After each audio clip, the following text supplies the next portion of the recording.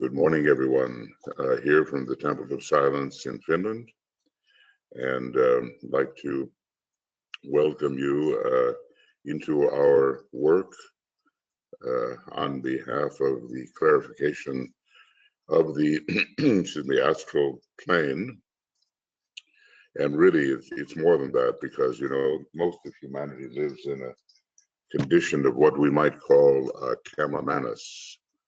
And it's not pure mind at all. So it's feeling toned thoughts is what Carl Jung called them. And we have a mixture together of thought and emotion. And that has to be somehow disentangled.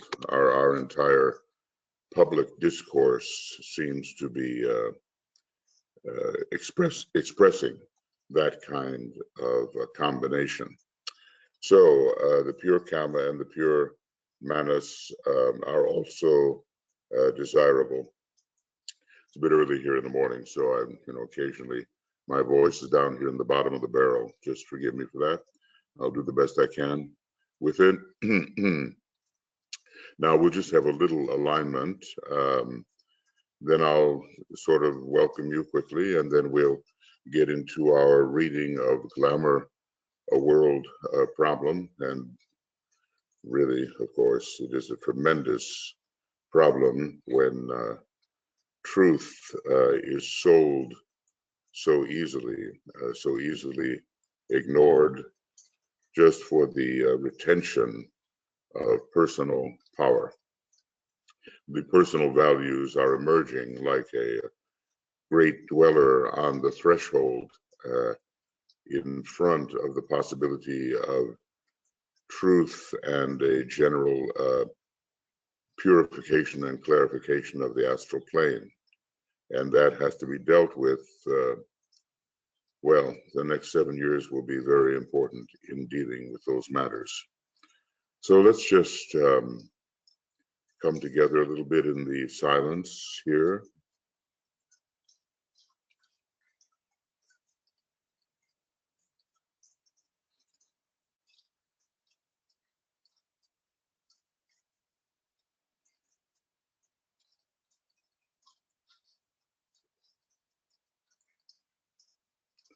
And as we begin to coalesce under the law of cohesion, we offer ourselves as a group to the ashram and to the hierarchy to help bring a condition on the astral plane where truly love and wisdom can manifest, and not the tremendous distortions which have nothing to do with truth. I mean, we are working on all of these related glamours, and this glamour of lying, of falsification, of misrepresentation of that which is perceived, and also of the inability to perceive the truth. We're working on all of those right now.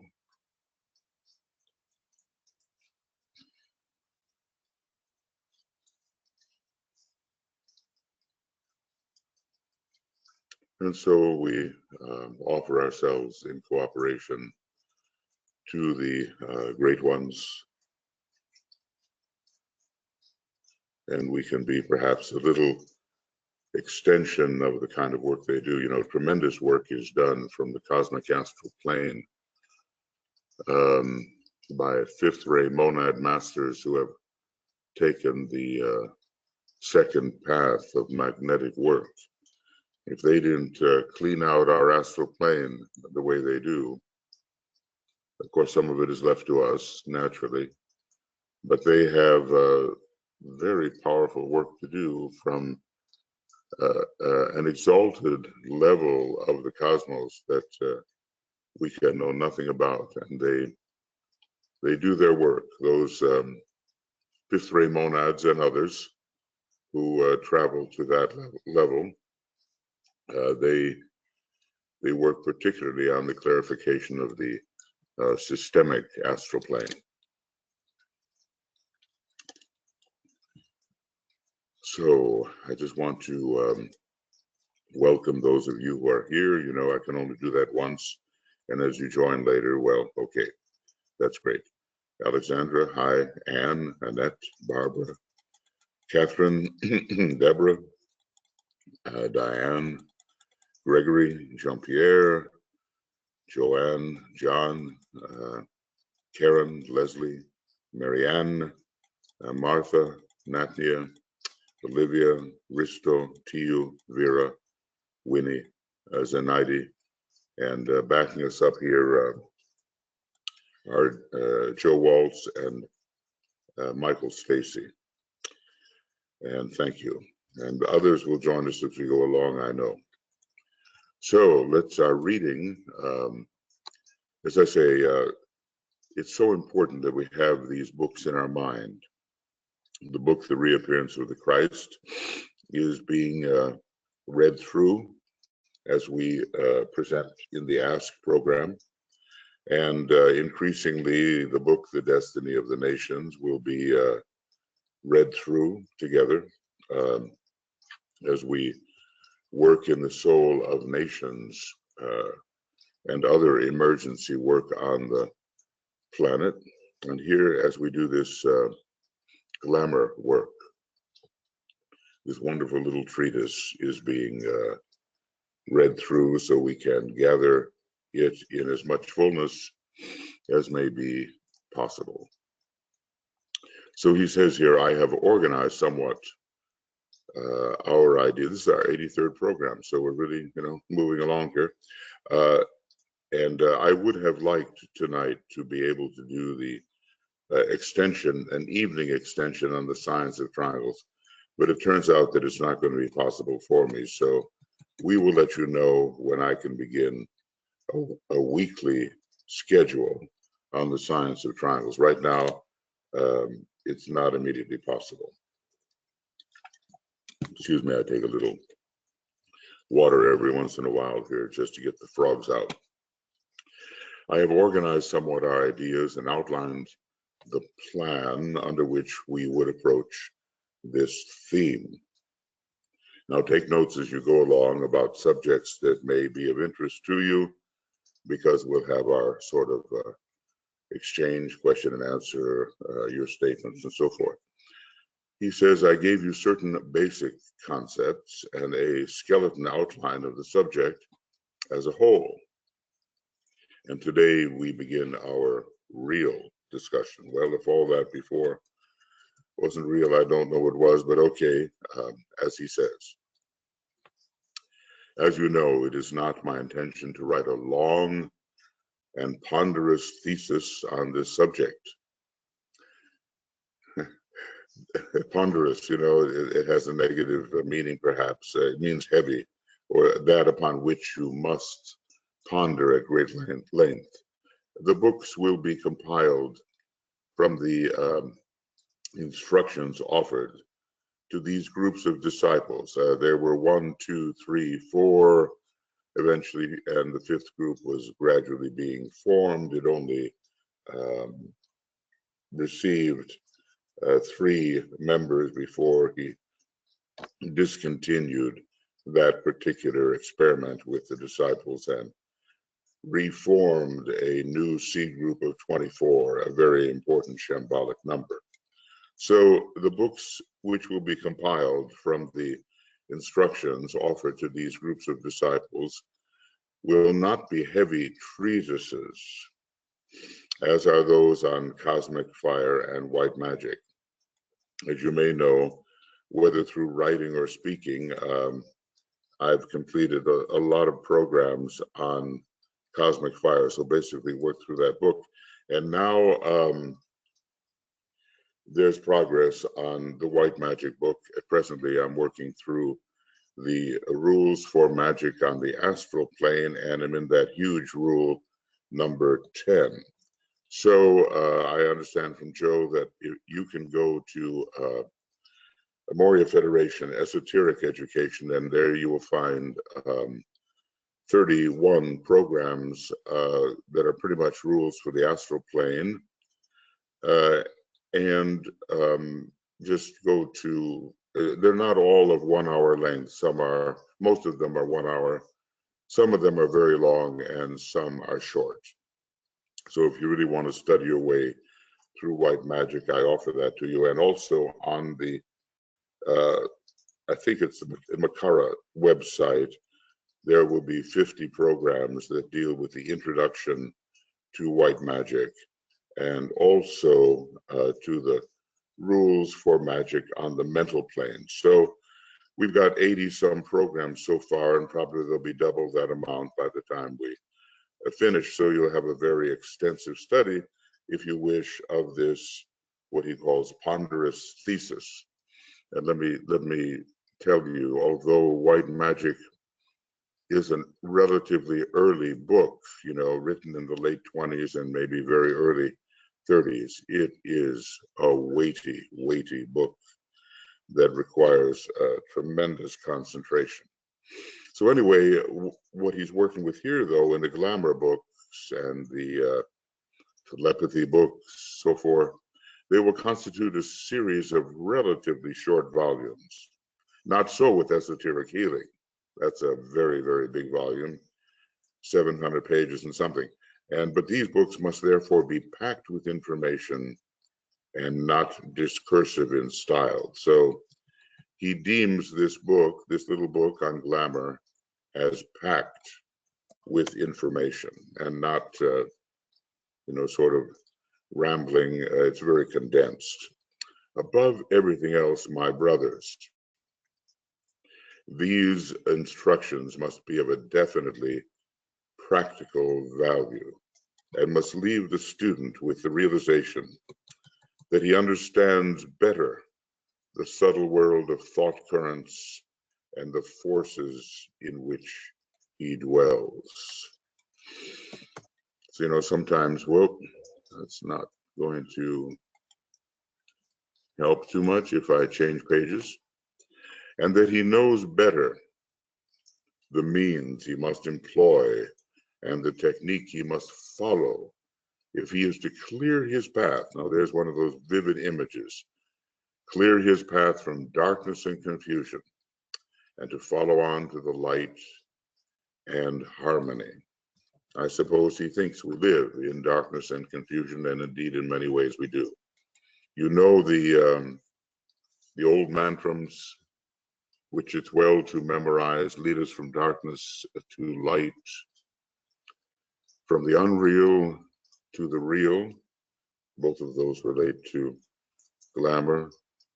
From death to immortality, from chaos to beauty, that's the number 4, and number 5, finally, from the individual to the universal. And we are entering this age, Aquarian age of universality, where for some people at least, that kind of progress will be possible. But we do very well right now if we can go from darkness to light and from the unreal to the real. Our study, he says, must be comparative also. And the reader must bear in mind that he will not be able to distinguish the truth or isolate that aspect of the teaching, which is for him of paramount importance, unless he applies that which is helpful and ascertains clearly whether he is the victim of illusion or of glamour, or perhaps, in many cases, of both. In the last analysis, he must know where he stands before he can take the next needed step forward. Of course, and this is where people, you know, are not truthful with themselves. They do not really see, all of us, exactly where we stand and what is the real next step forward and not the imagined next step. You may remember that DK tells us that the 2 things most important for every aspirant or disciple to know will be the constitution of the human being and the next step forward. Think of it. The constitution of the human being, which there are so many who do not understand, and as a result, they misconceive the future of the human being and one's own particular next step forward, not exaggerated, but the real thing.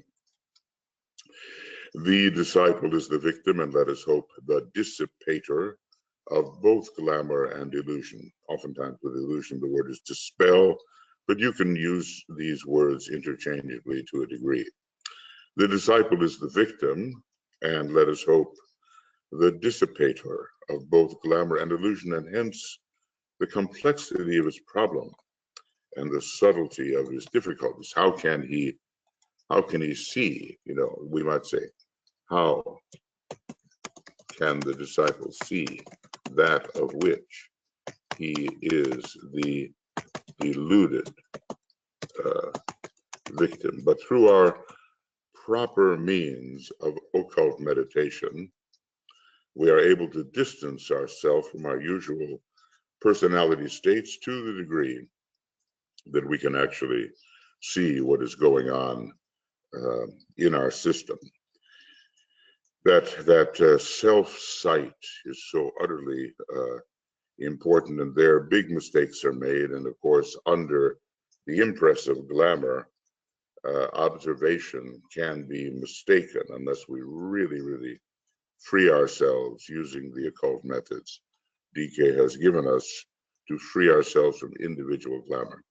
He must bear in mind also for his strengthening and cheer that every bit of glamour dissipated and every illusion recognized and overcome clears the way for those who follow after and makes easier the path of his fellow disciples. So look, it's obvious when we straighten out matters that need it in our own system, we are helping others who follow along. So this is not strictly individual work, but has its group implications. This is par excellence the great service. And it is to this aspect of it that I call your attention. Hence my attempts in these instructions to clarify the issue. Let's just say self-clarification has great, eventually, group value. Now, pretty soon, I don't know if I can get as far as the rules of the road today. They are so wonderful, but they're coming up, and if we can govern our lives according to the rules of the road, which appear very simple but are hard to express, then we're really working in alliance with the hierarchy. One of the problems which confronts the aspirant is the problem of duly recognizing glamour when it arises, and of being aware of the glamours which beset his path and the illusions which build a wall between him and the light. It's kind of interesting how he looks at illusion as a wall builder. It has a lot to do with mental forms and walls of forms which prevent us from seeing the unity. So when under the state of illusion, the great heresy of separateness is very pronounced. I mean, the masters somehow, when they look around at this complex world, they see a unity. They see a oneness. And the question for us is, do we see with any kind of continuity and consistency that unity and oneness? It is much that you have recognized that glamour and illusion exist. Even that, so many people are not aware of these factors whatsoever. The majority of people are unaware of their presence, and hence, naturally, they fall immediately victim to them. Many good people today see this not. And here's, this is quite a statement. They deify their glamors and regard their illusions as their prized and hard-won possessions. You know, people have pet, illusory ideas that they hold on to for dear life. They have their ideals as well and their orientations, which are false, and they cling to them and make a truer perspective of the world not possible for them at that time, so long as they hold, excuse me, to unrealities, as long as they hold to unrealities. Okay, let's continue a little bit. The very recognition in its turn, however, carries with it its own problems. So unable is the average disciple to free himself from the glamour-making faculties developed in the past, and so hard does he find it to preserve a due proportion and a proper sense of values in regard to the truths of the mental plane. Well, you know, I always like to emphasize certain things and make things bigger and smaller and highlight it and so forth. Now, you may notice here these words, due proportion. And I want to say that the sign Libra, when used properly, is very effective in helping rid ourselves of the distortions of glamour. Libra, so very important, because it is the sign of a proper relationship and balance between factors such that none of them are exaggerated with respect to each other and none of them is minimized with respect to each other. So Libra is one of those signs which can be so effective. And of course, the ruler Venus, it's a prominent ruler in the sign Libra, and Venus brings in that fifth ray focal point of light at the forehead, which we use in connection with our dissipating beam. You know, that is part of our technique of light. A hard-won truth, he says, and a principle of reality can be grasped, and then around it, the disciple can build the easily formed illusions of the mind, which is just beginning to find itself. So just because we have an aspect of reality, an aspect of truth, does not guarantee that it will remain such, because our tendency is to build illusory forms and also to look at that truth or that principle as if it were the whole thing, rather than see it in proportion with all the others. Proportional viewing of life, a true estimation of oneself and others, is what is needed. And then we can avoid, this distortion and the etheric veil of distortion, which is so related to glamour. The glamours of an emotional nature can emerge and gather about the ideal, and for that is as yet unclarified and prone to attract to itself that which emotionally and sensitively it believes itself to be and have. That's quite a sentence. Let me read that again, please. The glamours of an emotional nature can emerge and gather about an ideal, even a very good ideal. But for most of us, that ideal is not yet clarified and is prone to attract to itself that which emotionally and sensitively it believes itself to be and to have. Now, you know, I've mentioned this before, but in the Second World War, Germany represented glamour, and there was a tremendous idealism and the following of the people carried away by this vision of being far better than they were and of being part of the master race. It was a great illusion, and the emotions attached to it made it a glamour at the same time. And yet it was avidly followed to the point of hysteria almost. Now, one thing to remember, look at the astrology of those who produce the most glamour and the nations who have produced the most glamour, and you will see in the case of Germany at that time that Pisces was the ruler of the personality of that nation. And of course, the abundant enthusiasm of the Aries soul. And you can see how the people could get carried away by this exalted feeling of being higher and better than everyone else. Of course, the people of every nation have to improve, and we are all potentially masters. And one day the whole human race will be a master race. But the separatism of it was inexcusable.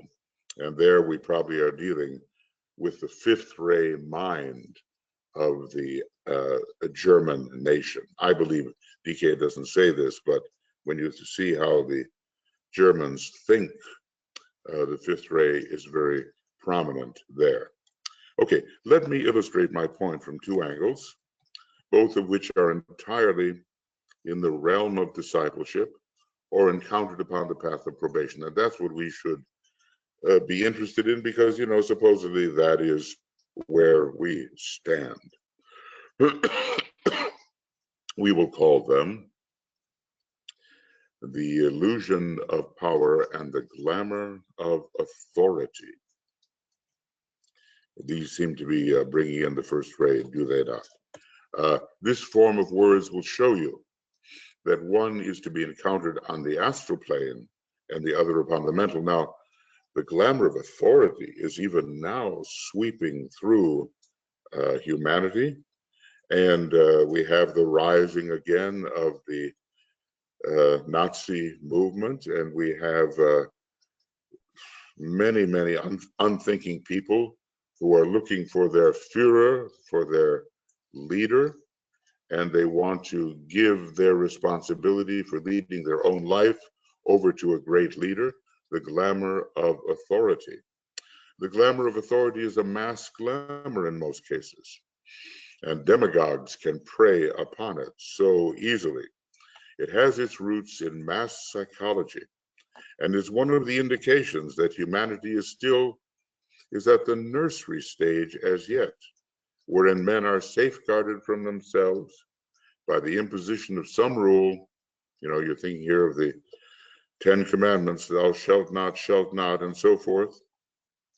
The imposition of some rule, some set of laws, some authoritative dictum emanating from state control, from the rule of an oligarchy, that's emerging as well, the rule by the rich, or from the dictatorship of some individual. I'm sure you see the danger as you assess the kinds of leaders which are emerging at this time.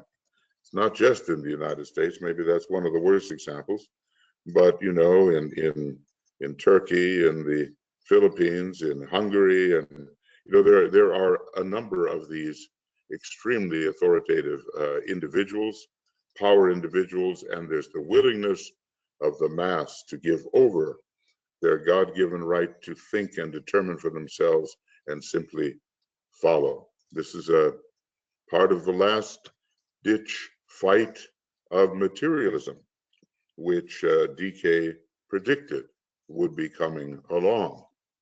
And I have a feeling, I don't know, but I think so, that the next 7 years will be very important in determining whether humanity will succumb to its irrational factors, or whether it will take up its responsibility to think more and more within the light. And so hence our responsibility as disciples is going to be very heavy, and I hope we're ready for it.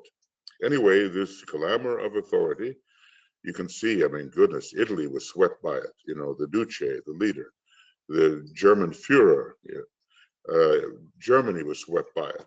It reduces mankind, as far as one can judge, to set forms and standardizes men's activities, regimenting their lives and work. Now, the one thing that DK really wanted to avoid, and look at, you know, Uncle Joe Stalin, it was the same thing there. He says, avoid, what does he call it? No, the word is escaping me. I'm sorry. It has to do with standardizing everybody. And for some reason, this word is escaping me. Maybe somebody has that word, Joe or Michael. Just about had it. Anyway, it means the standardizing of all. What is that word? Uniformity, perhaps? Well, that's coming close. It's not that, and I always use this word, but that's the idea, of course, to make everybody the same.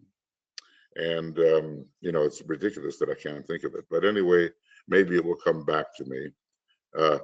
Avoid the standardization. Let's see. He says that when people are regimented and they are all forced to be the same without the expression of their true nature, what's that called? Okay. Well, anyway, someone will think of it, and then we can put this as it belongs. But uniformity is part of it, of course. But it's a very powerful word, and I'm sure I'll kick myself when I realize what it is. But it just almost came again. It is imposed and ordered through catering to the fear complex, rampant in humanity at this time. Now, I've just got to say, we've had an announcement recently coming out of the United States where the leading individual says, if you impeach me, the stock market will crash and you will all become very poor. Okay, talk about catering to the fear complex. And this, people can be ruled by their fears, and all demagogues know this to be the case. So it is imposed and ordered through catering to the fear complex rampant in humanity at this time. And this fear is one of the most fruitful sources of glamour which we have. We have self-pity, we have suspicion, we have criticism, and we have, in general, fear. So let's put those down as sources. We have, self-pity, what did I say? Self-pity, must be my morning here, and criticism, and suspicion, suspicion, how about typing, and fear. We might perhaps, with reason, regard it as the seed of all glamour on our planet. Well, that's a bold and powerful statement. That's built into matter, that type of fear, that recoil from the light, that recoil from a more expansive point of view. Fear has been the incentive to those conditions which have brought about the glamour of the astral plane, though not the illusions of the mental levels of consciousness. I would say, fear for glamour and separativeness for illusion. Now, we can't just encapsulate it exactly that way, but it gives a hint. When the glamour of authority transfers itself into the spiritual consciousness of man, we have such a state of affairs as the period of the Inquisition in its worst forms of spiritual authority, church authority, with the emphasis upon organization, government, and penalties, or the unquestioned rule of some teacher. Now, we've all experienced this authoritative approach, and we've witnessed people rebel against it, and we've witnessed people acquiesce. You know, this word, I think it begins with an S, and it's almost formulating there. And to tell you the truth, I've never forgotten it in my life, except at this very moment. So I'm really hoping to be saved by one of you about, he says, it's not that we're fighting any particular nation. We're fighting this kind of standardization where all are being made exactly the same, and therefore the will of God cannot get through. I don't know what this block is in my mind at the moment, but there it is. Okay, so I've witnessed some amazing things in relationships with people, obviously carried over from a previous incarnation. I've witnessed in New Zealand, well, it's not that New Zealand is necessarily the place, it can be anywhere, a couple of people who were obviously related in a previous life, and one always took the superior position in terms of spiritual knowledge and was always putting down the other person. And you know, you probably have seen this assumed spiritual authority, this power complex, and the person more or less acquiesced because that was the way their relationship had been built. Well, the young people of today, and even the young people of the time that DK was writing a lot of the stuff, do not acquiesce in the same way. I was just reading, you know, who are the three types of people that we have to deal with? We have the reactionaries that are looking to the security of the past. We have a few intellectual mystics who are probably increasingly members of the new group of world servers and are looking for a much deeper type of consciousness. And then we have the mass of people somewhere in between, some closer to the intellectual mystics, some closer to those who are just looking backwards and want to restore the good old days. So where do we stand? Obviously, we hope to be part of that group of intellectual mystics, blending under Venus the mind and the heart. In its highest forms, we have the recognition of the right of the solar angel, of the solar ego to rule.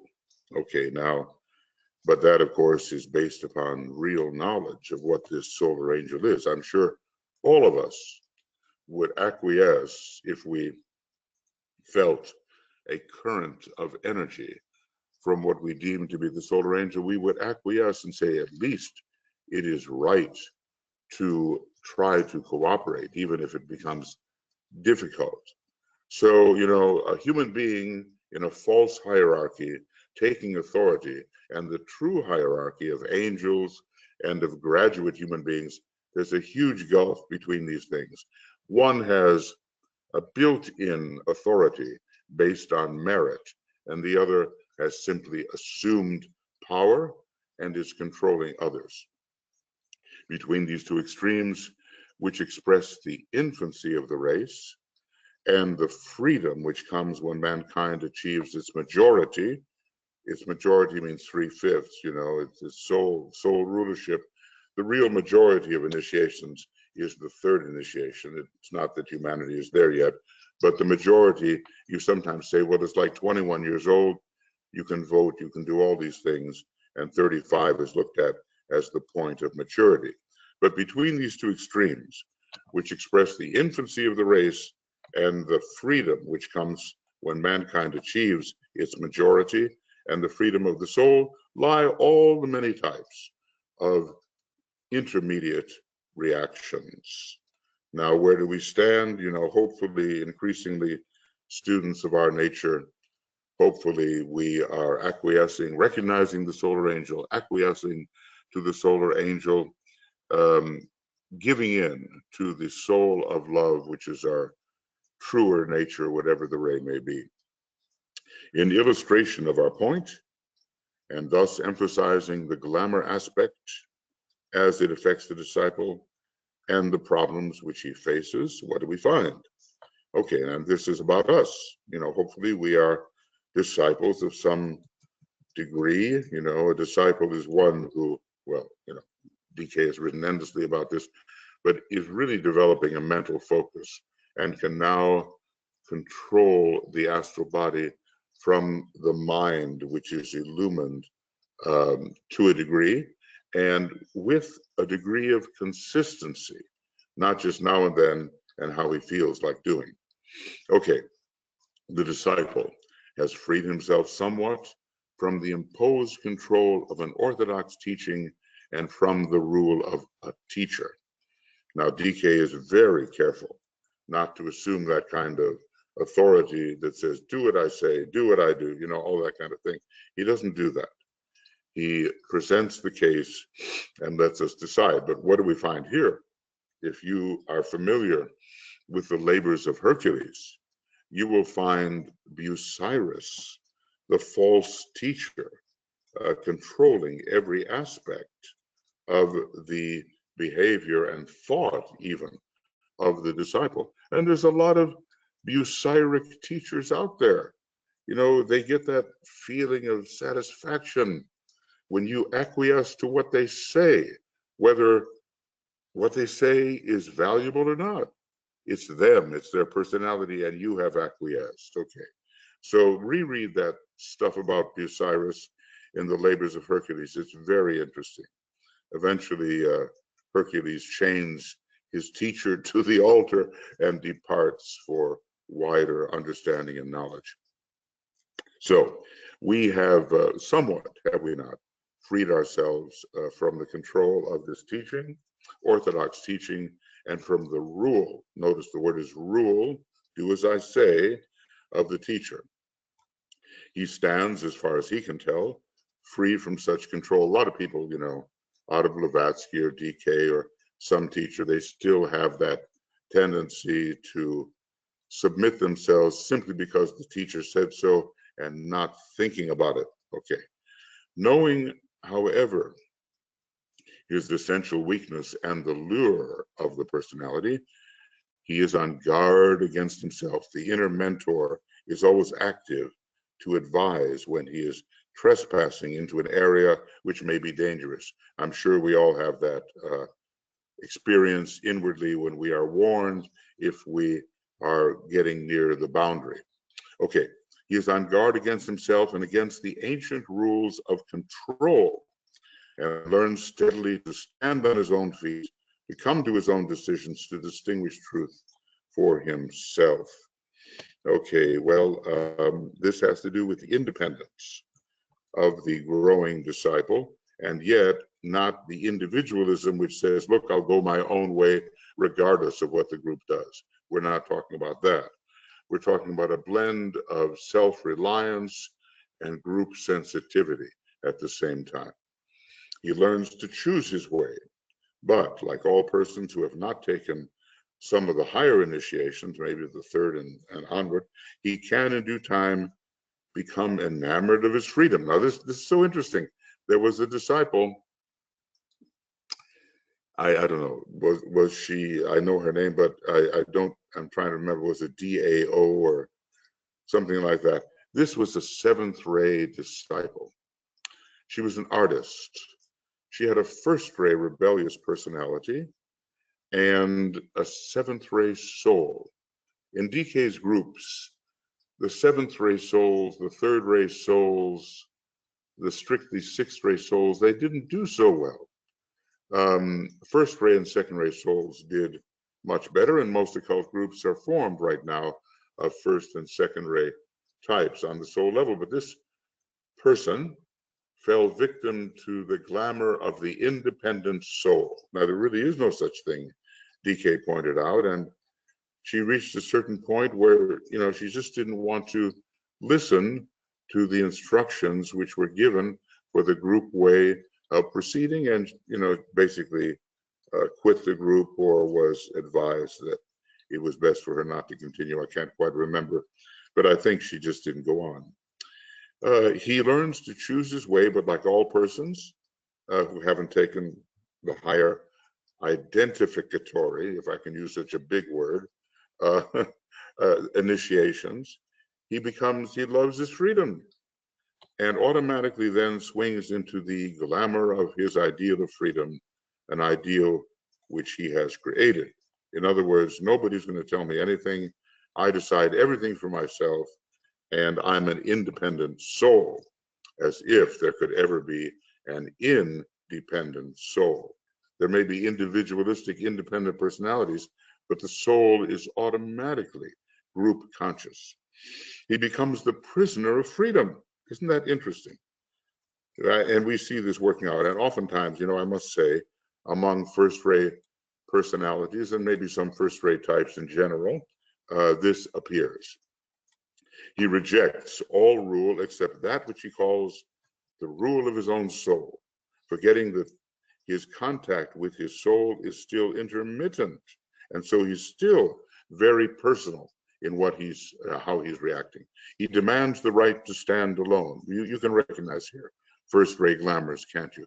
He revels in his newfound freedom. He forgets that having given up the authority of a teaching and of a teacher, he has to learn to accept the authority of the soul and the group of souls with which he is affiliated through his karma, his ray type, his choice, and the inevitability of the effects of the at-one-ment.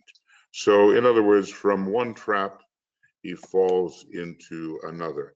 And whenever there is this attitude, that I always stand alone, and that's more important than my affiliation with my group brothers and sisters, we are in the realm of glamour and certainly of illusion. Well, this is to be studied, isn't it? And sometimes it goes along, in very bad cases, with narcissism, thinking you're the only one who can save the particular group that you're associated with. I remember that after, I sometimes think I had some kind of German incarnation here, but I remember that when everything was crashing down upon Germany at the end of the war, and everything was destruction, and the people were in famine and being destroyed and so forth, Hitler said of the German people, they were not worthy of me, he said. They were not worthy of me. His megalomania had become so extreme that he wrote off his whole nation because they were not ready for such a great leader as he was. Okay, having relinquished the guidance of another person upon the path and having his eyes partially open, he now seeks to tread that path to the goal, forgetting, however, that he treads the path in unison with others, and that there are certain rules of the road that he must master. We're getting close now. Okay, so, he knows he travels not alone. In the rules of the road, he knows he travels not alone, is constantly repeated, and which he must master in unison with others. He has exchanged the individual law for the group law, but does not yet know that group law as it should be known. He marches on as best he can, alone, glorying in the freedom from authority, which he has succeeded in achieving. He promises himself that he will brook no authority or guidance. Gosh, it seems like one pitfall after another awaits us. Let's see where these rules of the road are. I don't know. No, it's too far.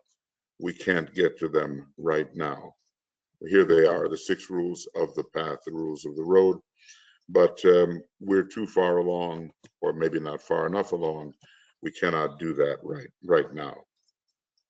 So he will brook no authority or guidance. I've seen this over and over again when you look at the glamours induced by the personalities. And look, another thing too, you think all of our glamours are induced by our personality ray, but that's not the case. The personality can grab on to the quality of the soul and use that soul quality for its own personal purposes, meaning that even the soul ray can be distorted, and that glamour is not simply the result of the misuse of the personality ray. Those of us who are considering him and looking on at him from the clearer heights of attainment see him gradually becoming obscured by the wisps of fog, or by a glamour which is gradually growing up around him as he becomes a, wow, look at that, prisoner of the fog of freedom. Just think of what DK has seen and all these other masters as people struggle their way into the light and fall into one trap after another. He becomes prisoner of the fog of freedom and revels in what he deems the fact of his independence. When his sight is cleared and when his, and that's such a, remember that there was one very, very glamored individual. He was a third-rate soul in DK's group, and he says, well, you're in a dark room and there's a little window and it's all fogged up and it's all dirty. Clean your window, and then DK in the next instruction would say, yes, you've cleaned your window somewhat and you see outside a little better. And in the next instruction, he'd say, your window has fogged up again and you can't see through it. So when his sight has cleared and when his mental aspect, that fifth ray thing, is more developed and unfolded, he will know that the law of the group must and will impose itself upon him. Now, when you read the rules of the soul, they all have their basis in group life. In Esoteric Psychology too, you will recognize that.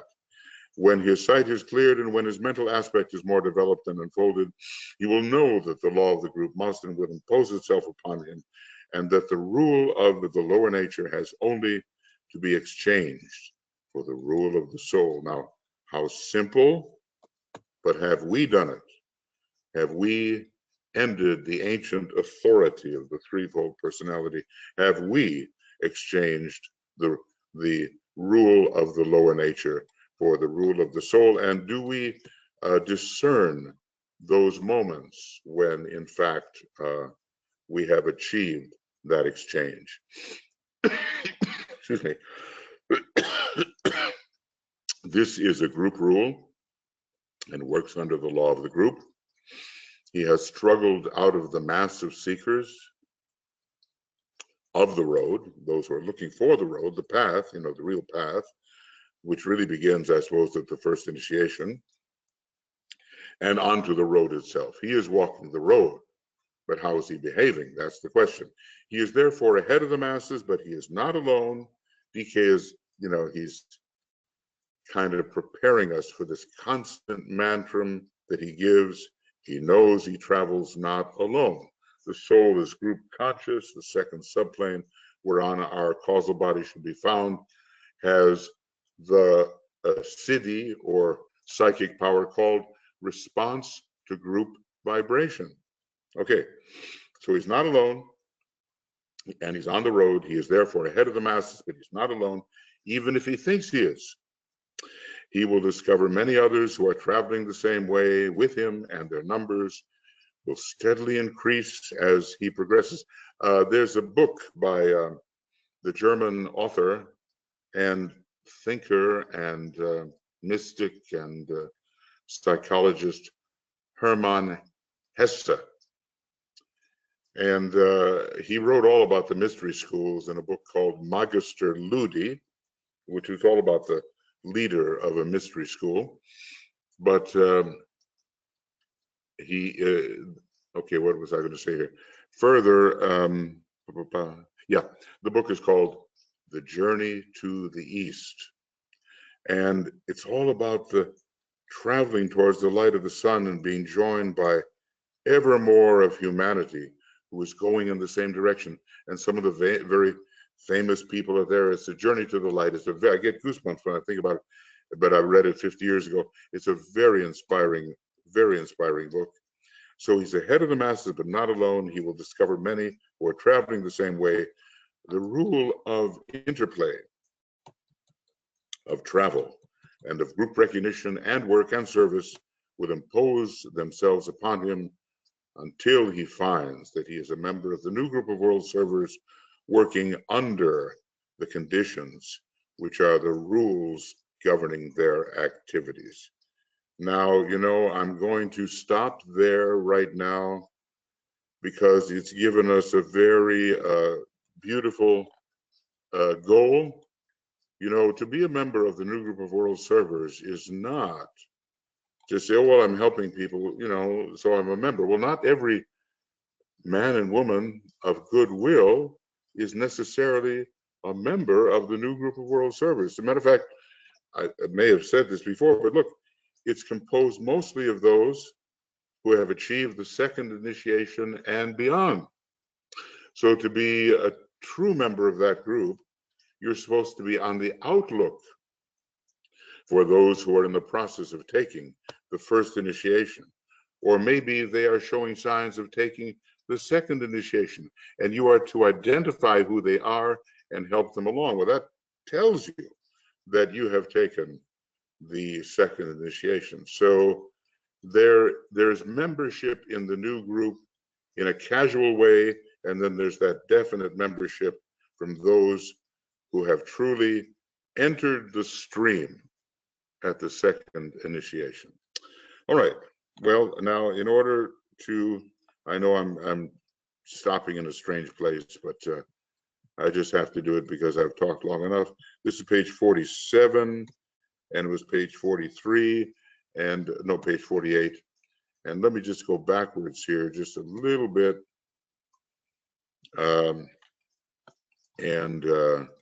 I found that maybe this is the easiest way of doing it.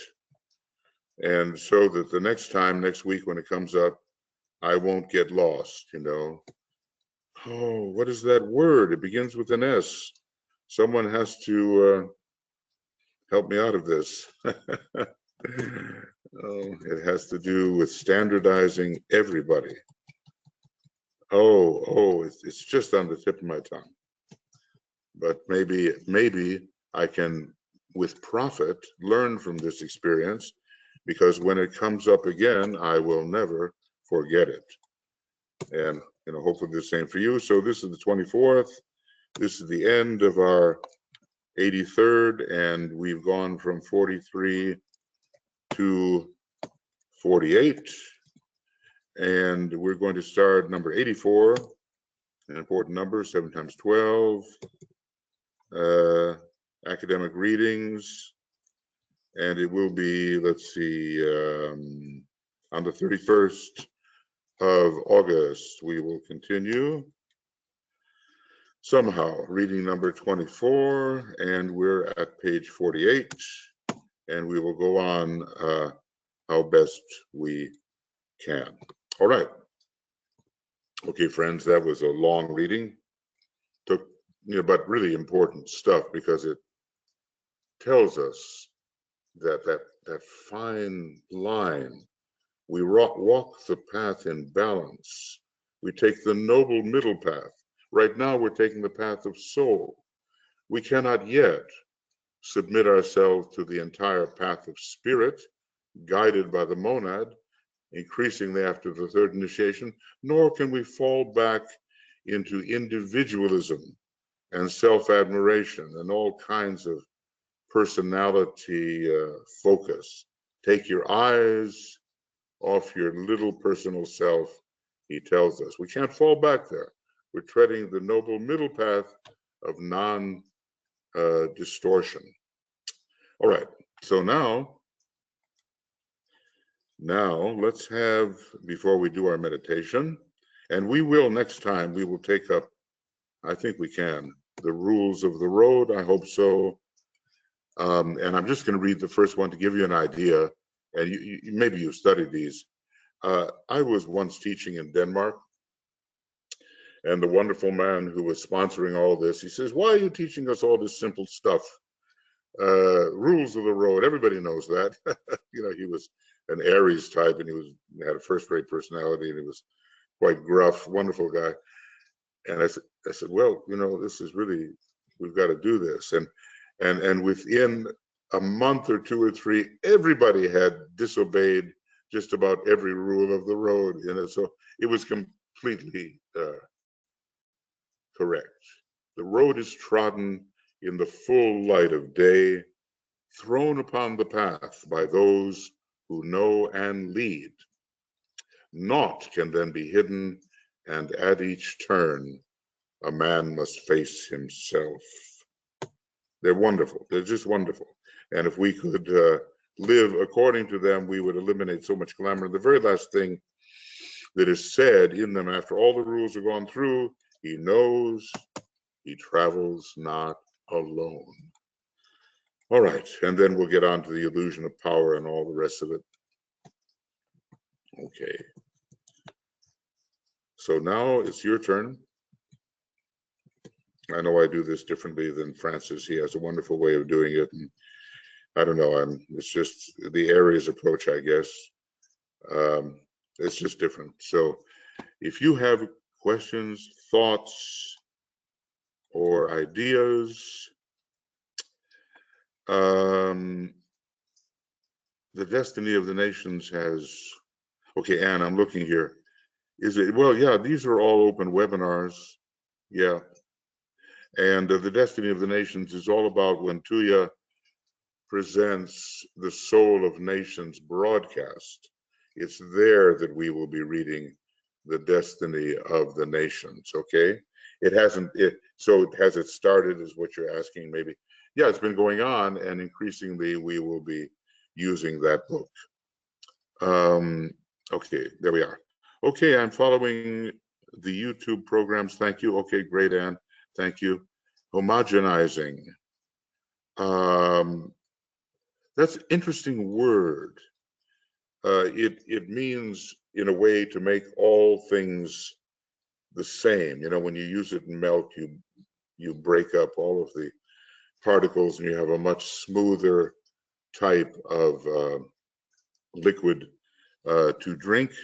And I oftentimes use the word homogeneous, homogenizing.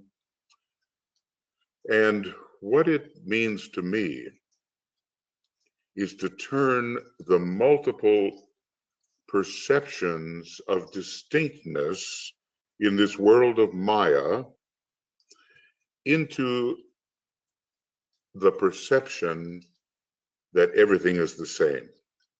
I call this by another name, I call it by the name infuception. It's like perception, but it's perception of that homogeneous, identical in every place thing that pervades all apparent differences. And that's why I use the word homogenizing, homogeneous, what was the other one? You know, all those words. So it means sameness. Now, a master who functions under the rule of isolated unity has isolated in his consciousness the unity which pervades all things. So he is a master of what I call infuception. Infuception. And that doesn't mean that this master cannot handle difference and relationship and all kinds of right interaction. But at the same time, he sees everywhere the homogeneous beingness out of which all diversity has emerged. So that's a state of consciousness that I'm always struggling to achieve in various ways. And if I ever get around to writing my new book, which is about seeds of the infinite, you know, I hope to offer some methods of achieving that homogeneous, homogeneous consciousness, which reveals unity in all diversity, and which reveals the one within the many that actually is the many. So that's my little take on the word. I'm sorry. And here I am waxing about this. No, that's not it. Hey, but it's a great word. It's a great word. No, when this word comes up, maybe I've got to write you all or ask Joe and Michael how we can reach you all. When the word appears, it's going to be so, I've never forgotten it in my life. So the fact that I'm forgetting it right now means that I have to pay special attention to it when again it surfaces. He says, this is the one thing, this is the sin that Russia committed. It's not communism. It's this intent to standardize everybody in a kind of a gray area. It's almost there. It's almost there. Okay. Anyway, I'm being tantalized by this. And when it comes up, I swear to myself, I'm not going to forget this thing again. All right. Thank you, Catherine, for the attempt. But it's a good word. Good word. All right. Now, let's see, Vera. Let's see. There, you can speak. Go ahead. Yeah. Oh. Yeah, Michael, before the incarnation, so soul, we have the soul ray is the same, but then the mental, astral, physical body can be on different rays. Does it need to be certain precondition, or can the soul just say, oh yeah, this time I will have this ray or that ray? Or say, doesn't need to be some sort of like some sort of experience, quality already there around which the next body is going to be created? Or can it be really like a smorgasbord choose? No, it's all very calculated based upon the perception of need. So right in the beginning of Letters on Occult Meditation, now I don't know if I can find the exact place, but it's fascinating because he deals exactly with your question. And basically he says the soul sounds the note of the causal body. And according to the fullness or lack of fullness of the note, so particularly the personality ray of the next life is chosen. So let's see, Letters on Occult Meditation, and it's in the early sounds, note, fullness. I say sounds, fullness, no, 2 L's. Maybe that's not the word. Sounds, note, soul. Let's see. All right. This is a little bit, this is a little too late. No, this is a wonderful section about sound, but it's not the one I'm looking for. Let's say 5th ray personality, because he says that's so often the case with people that they need that 5th ray, the cord of the ego. What page are we on? I mean the adaptation of the personality or lower self, the ego, that dominating the personality by the ray of the ego. Well, anyway, if we read this, we will find that here's the next one. Okay, now I come down here during the 5th period. No, that maybe okay, becomes a higher self, not the personality. 5th period, and okay, I'm not going to find it right now. I don't think I can use the group's time to find it, but just read. It's on assigning meditation. So let me Yes. just try one more thing. Personality, soul, fifth ray, and let's see if we can get that, or is that the one? No, I think that's the one we looked at before. So that's not it. But anyway, let me explain it. Let me explain it. That the causal body has to be filled out. Yeah. And the condition of most of us, because we're not standing immediately before the fourth initiation, is that it's not filled out. Now you've got this supervising solar angel, which is blending with our own monadically projected consciousness. So Yeah. two types of consciousness are there in the same dynamic.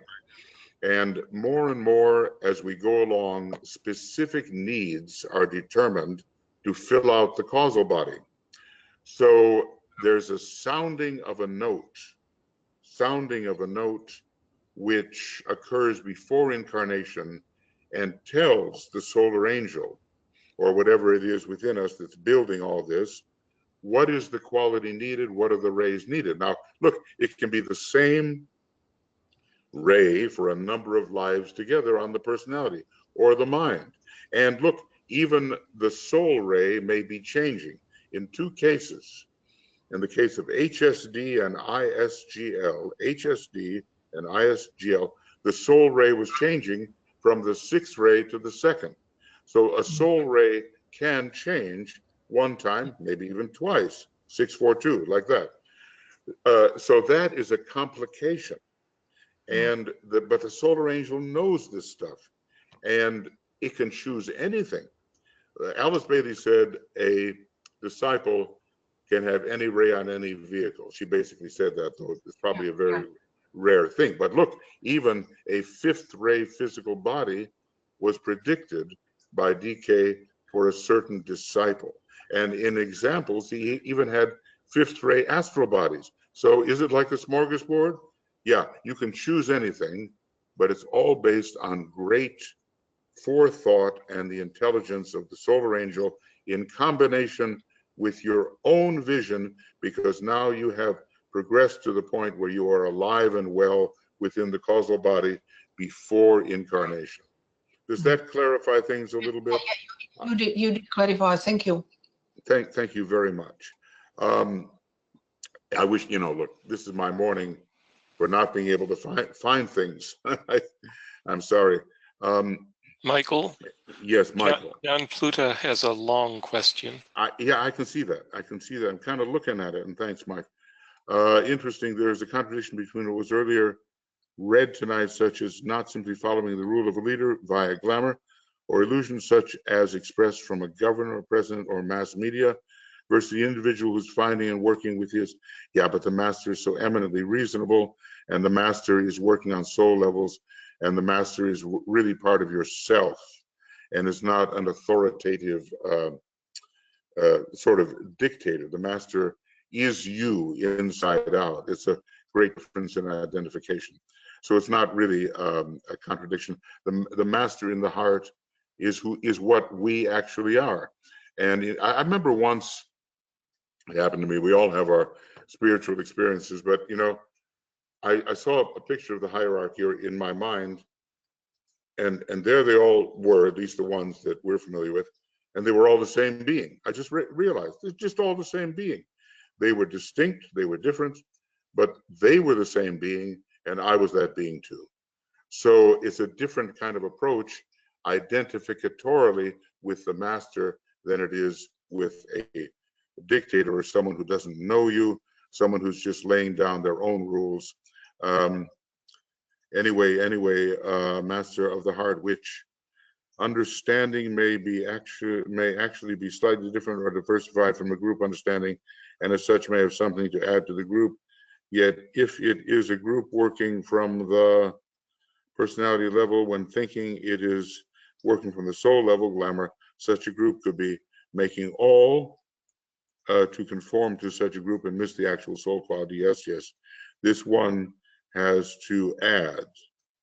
leading to missing the one thing the group needs from a diversified soul, which, you know, this John, I can't possibly answer at this point. I would have to take this long paragraph, copy it, and go line by line here with you, which may have one thing the group soul does not know yet, such as a Leo soul adding its part or parts, a part not quite known to the group, that thinks it is working in Aquarius fashion, and Leo is needed too, of course. The Tibetan warns about the danger of this group personality in the Aquarian age. Well, look, you know, it's an instrument. The personality is an instrument. It has to have diverse qualities. Any quality can be used by the soul, any quality. Leo is not necessarily a contradiction to Aquarius. It may be a supplementation to Aquarius. And he says in the new age, you're going to have a lot of Aquarius Leo activity. You will have dynamic individuals at the heart of groups, but they will generally conform to the Aquarian ideal, even though they may be Leonian. So, you know, from what I can gather from this, and it is a long paragraph, John, and I'm trying to, you know, deal with it, but I'll have to write you. I think I'll have to write you. And I hope this is everything. Now, wait a second. There. I'm going to copy it somewhere else where I can just have it, you know, and write to you, because it's too much to deal with here with the group. All right, there we go. So, but let's just say any quality can be used. And there are no such things as contradictory qualities. There is only contradictory use of qualities, some used for the personality and some may be used for the soul. For instance, we are heading into an era when Leo is a big issue. It's the most human of all signs. And he says heights of noted service can be found in Leo. So the question is, do we have this personal use of the Leo energy, I am? Do we have the soul use, I am that? Or do we have the monadic spirit use, I am that I am?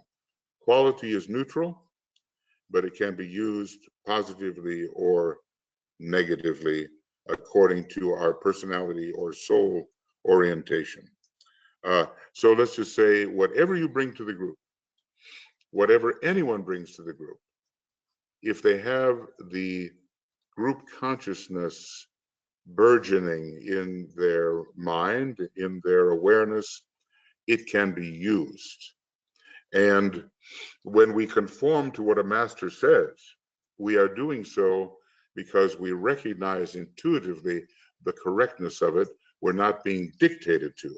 And that's a big difference. Notice Master DK, he's never dictating. This is an approach of a second-ray master. Maybe a first-ray master will be different, but we're working under a second-ray master. Those are, John, only, excuse me, the few things that I can say at the moment, but I would have to take up your whole paragraph, which there's not time for me to do right now.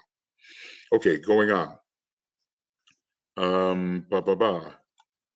Let's see, I think we're getting close, Antoinette. Stereotype and systematize, no. Boy, this is going to be a big lesson for the group and an even bigger lesson for me. It's so on the tip of my tongue that I should just be able to say it, and I can't. Oh, God, what is that word?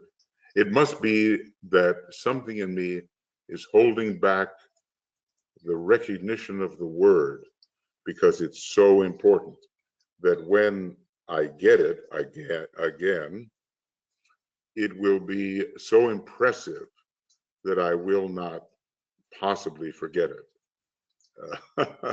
Anyway, thanks for all your help in the attempt to find this word. Okay, I'll do my best, and then I'll try to I'll give it to Joe or myself or someone, and I'll just send it to you. And everybody who was a attendee to this webinar. All right, now friends, let's see. Before we begin our meditation, and we must soon, are there any other thoughts that you want to ask, or things you want to say, or questions you may have? Anything else? And Joe and Michael, help me if I miss somebody here. Antoinette suggested that maybe it is or is not socialism. No, it's not. Socialism has its downsides, but it's like, oh, this is a lesson to me. And I'll tell you what it's teaching me when I get finished with this. Because, you know, I've been studying these books for 50 years, and I've never forgotten this word. Anyway, socialism, maybe it's not communism, it's not socialism, it's some kind of regimentation of thought and action that standardizes everybody and prevents their quality from really emerging and enriching the whole. So I can kind of, you know, define its downside without getting the word. Thank you. Okay, anybody else that wants to? Okay, Olivia, let's see, where are we? Right. Okay, and remember, Olivia, do you have that in somewhere in the chat? Your new video. I think we talked about it last time, and some people have been asking about it, and I've given them the link. But there it is. Okay, death and dying well, from the teaching of Master DK. Okay, so we're getting very good reports on that, and you can find it there. Okay, well, we're getting close to the point where we're going to have our meditation. If there are no other questions or statements that you want to offer. I'm seeing no other hands. Okay, Michael, thank you. All right, then let's just get on with it. It's a great little section we've been dealing with, and we're going to learn finally, folks, to become masters. You know, we've got to stand on our own 2 feet, and DK says, look, and I've told you this before, and you probably know it, that in the immediate future, many initiates of the 5th degree, that's mastership, okay, are going to be needed, So let's get on the ball and follow the age-old rules, which will lead us securely to achievement, because we are conforming to invariable laws. You know, let us read the 14 rules for the individual and apply them. And in group formation, as much as possible, let us read the 14 rules for disciples and initiates, and in group formation, apply them. They will be good for hundreds of years, and beyond. Okay. So now we get on to our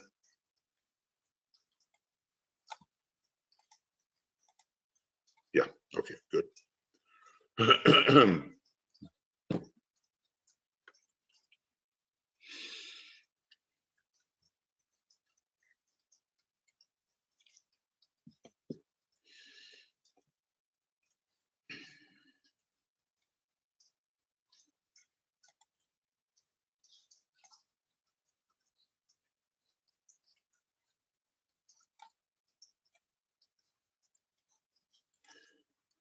So we're working, you know, with this lying, this untruth, this misrepresentation, this refusing to report what the perceptions register, and instead changing it until it no longer bears a congruence with the registration. So in the quiet, in the silence, we'll just, again, for a few moments, get the sense of the fact that we are a service group and we're offering ourselves as coherently as possible to this work.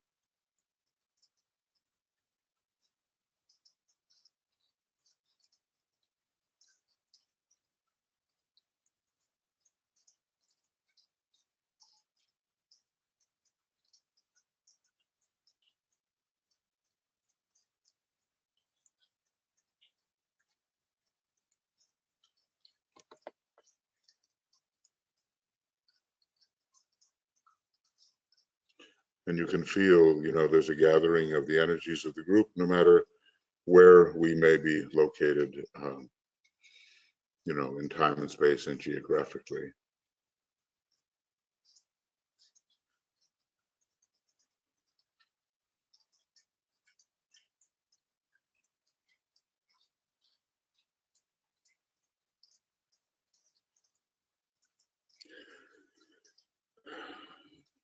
Now, maybe some of you are having your own little groups where you do this, and then you can take the full 10 minutes. First, our protective formula, and let us always remember that we need the protection in working in this most dangerous of all areas where the majority of humanity is so susceptible. So, the cross of divinity, and we say this: as a soul, I work in light, and darkness cannot touch me. I take my stand within the light. I work, and from that point, I never move.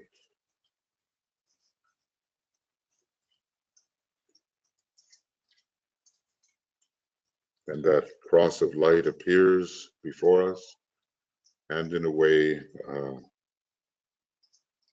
appears as a protection for the entire group.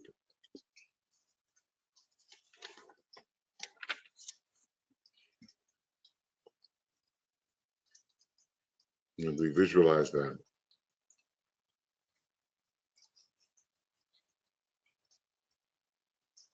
And we do not depart from the light, whatever temptations may be there on the astral plane. Now, in the preparatory stages, we make of 3 lights, 1 light. There is the light of matter, etheric, physical, but really the whole personality is matter, really, but etheric, physical, and the light of the reasoning mind. And we bring them both to the mental plane, where we can control.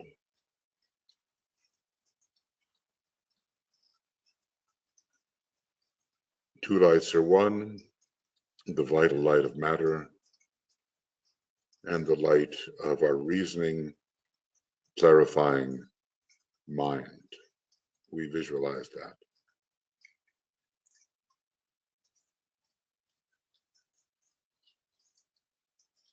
Now we reach into the area of the soul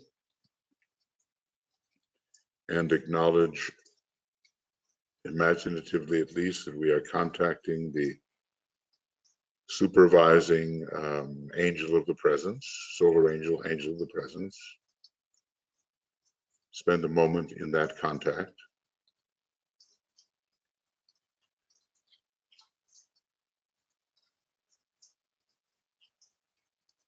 It's a real being, very patient, present for millions of years.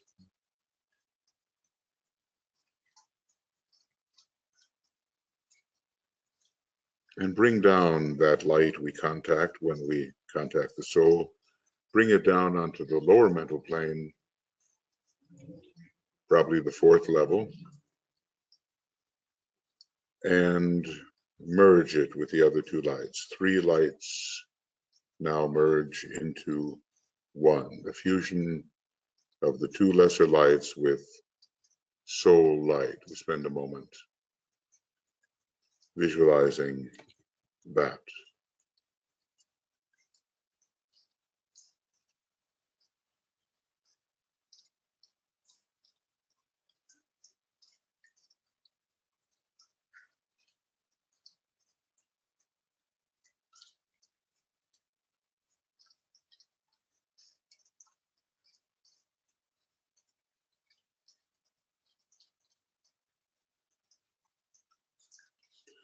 Soul light, mental light, material light, merged as 1. And then we say together in that visualization, the light is 1.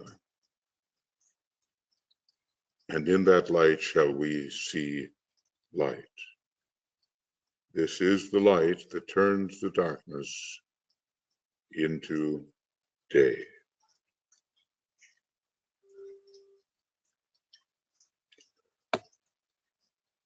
Oh.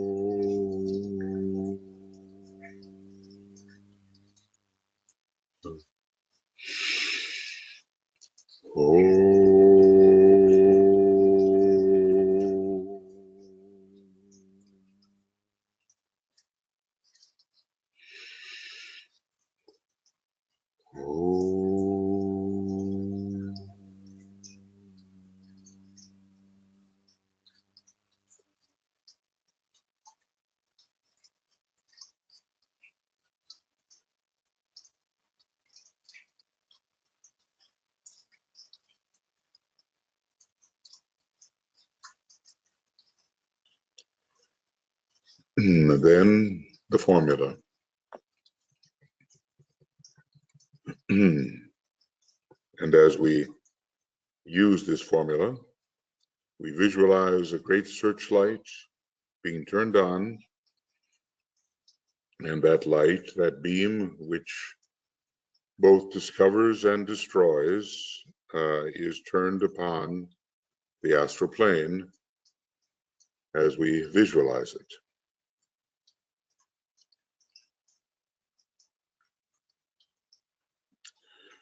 Radiance are we and power.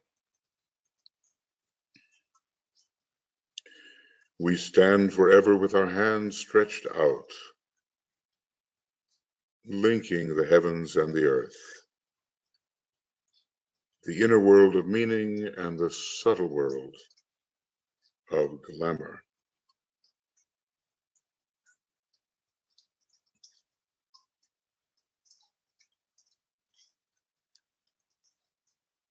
We reach into the light and bring it down to meet the need.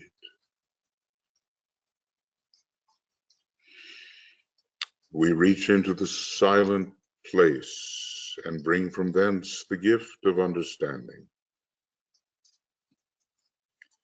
Thus with the light we work and turn the darkness into day.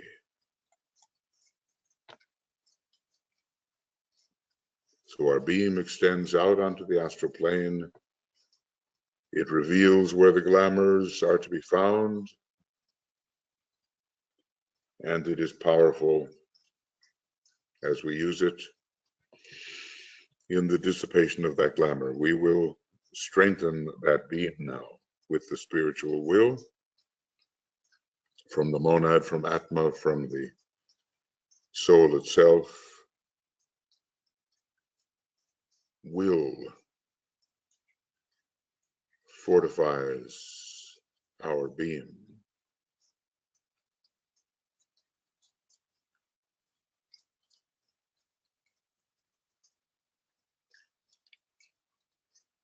Which we imagine, spiritual will fortifying our instrument of revelation and destructive power.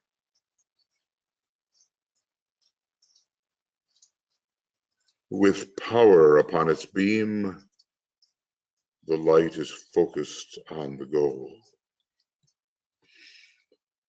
And that goal in our meditation today is all about truth and falsehood.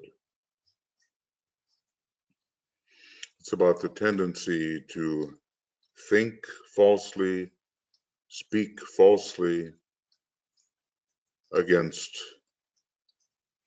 the truth. The problem is even perceiving the truth for some, and a further problem, once the truth is perceived, will one speak it or will one misrepresent it?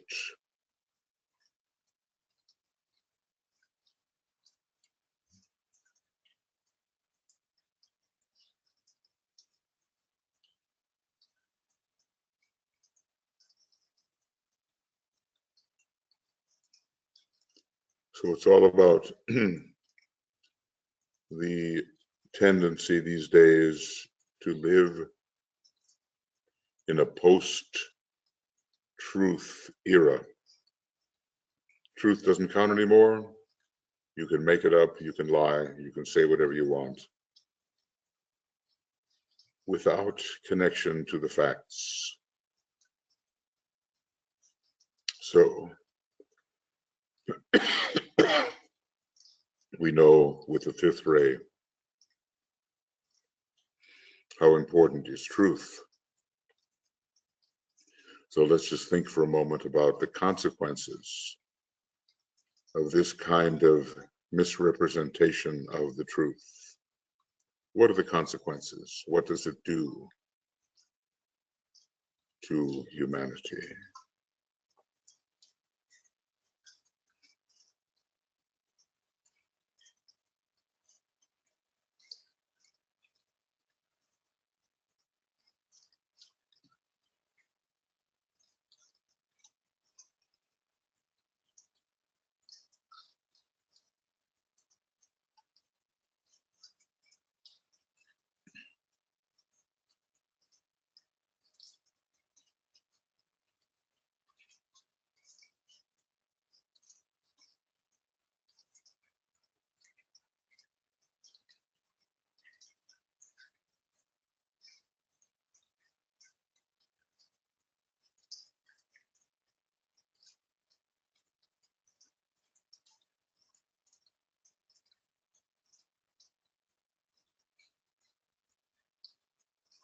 And I think we can pretty well say that disaster awaits those who do not base their thoughts and actions upon the truth. It's like having a false map. You go off into uncharted territory with a false map, and where does it lead? You become lost. You don't reach your goal. You live your life on false premises and you waste your energy. If there were a trip to the moon or some other planet, it would be like having false mathematical figures on which to base the trajectory of the travel of your rocket. You'd never get there.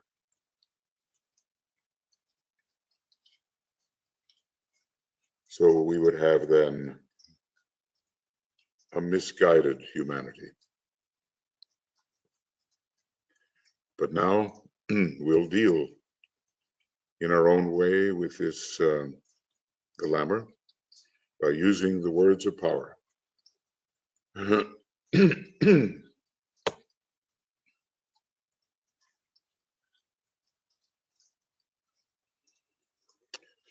The power of our united light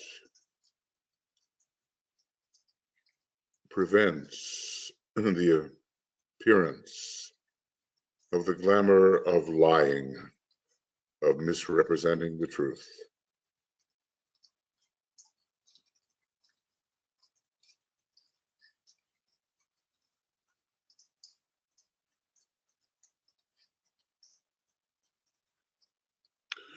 The power of our united light negates the quality of the glamour of lying from affecting humanity.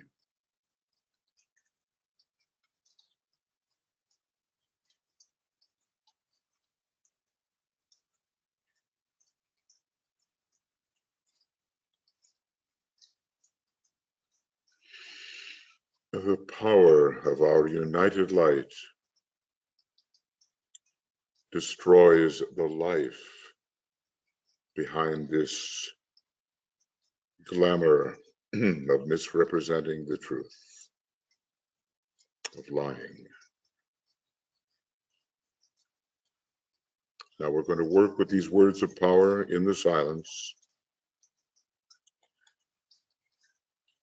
as a group and individually, and do your best to visualize the beam penetrating into the glamour and producing its weakening and its dissipation. So 5 minutes of silence, working in this way with intensity of purpose as the work is seen proceeding.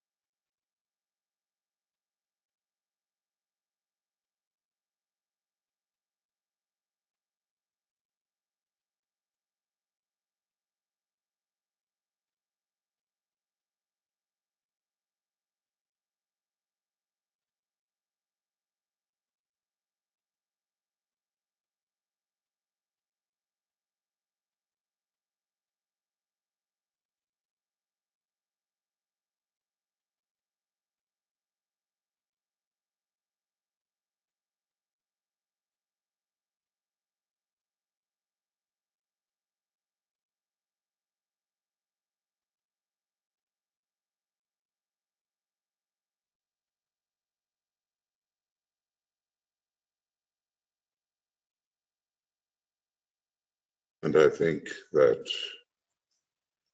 when the glamour of manipulating perceptions so that they misrepresent the truth is overcome, then humanity can make real progress together, because there will be solutions formed on the basis of reality and not on the basis of false notions. So let's begin by simply attempting to see clearly and to think the truth, and then follows that act of daring called speaking the truth.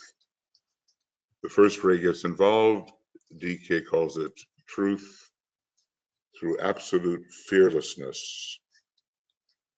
This is a virtue of the first ray, because there is no fear, and usually it is some kind of fear which is preventing not only the telling of the truth, but the thinking of the truth. You don't want to see how things are, really. But with that fearlessness of the first ray, it is possible to base our interactions on truth. So we withdraw our beam into the triple light as one. We close it down. We're back on the plane of the kind of thought we can control.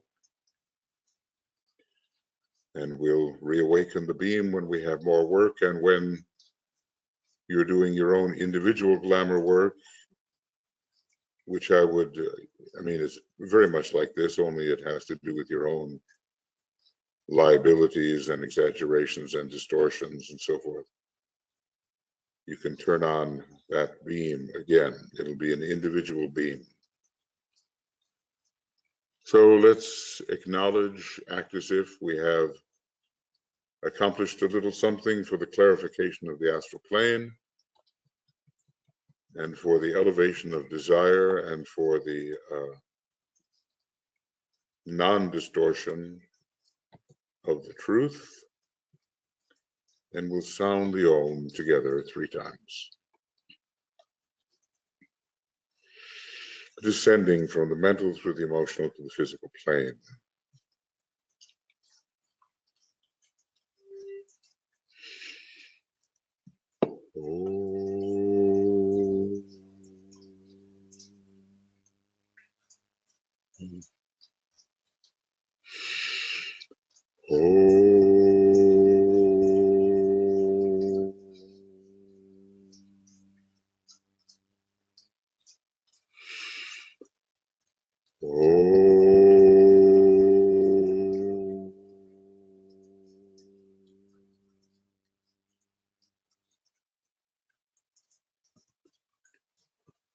When Blavatsky was studying and working with the masters in Tibet, being trained, she said, I know a youth so pure that no lie would ever escape his lips. And that was Master DK. He wasn't the master yet. He was probably a 4th degree initiate and became a master in 1875. But our teacher knows what he knows, can see what he sees, because of the habit of interior and external truth. And obviously, otherwise, we're just dealing with a house of cards. Okay, friends, thank you for being here. And like I say, if you're a member of the Blue Rose Sisterhood, among whom are Shiva brothers, at 10 o'clock, 10 o'clock our time, 7 o'clock GMT, we're broadcasting using the one YouTube link we are now using, only one. And I don't know if Joe, can you throw that YouTube link into the chat box if it's not already there? If I've given you enough time to do it, or Michael. We're working with this interim of 24 days. 24 is the Shambhala number. So we call them the Shambhala names of Mary, Mary being really the earth in its pure material state, having its matter purified by higher purposes. The analogy is a very high one. It's the purification of all substance. We're dealing with that, and also kind of a 5-day pentagrammic approach to the full moon. DK recommends 3, 5, and 7 days. We've chosen the 5-day approach just to remind ourselves of how we build up to it, celebrate the coming full moon, and then distribute all of that. And it looks like tonight, if this is correct, let's see, Joe, when exactly is the full moon? Do you have that? I should, I can get into the, because I have here tonight the Virgo pre-full moon at 8 o'clock GMT. So it looks like that's when it's taking place, even though it kind of may have escaped me. But I think the way to do that is very quickly to, looks like we're getting there. And we'll say lunar phase and, okay. And the full moon, goodness, this should be more like,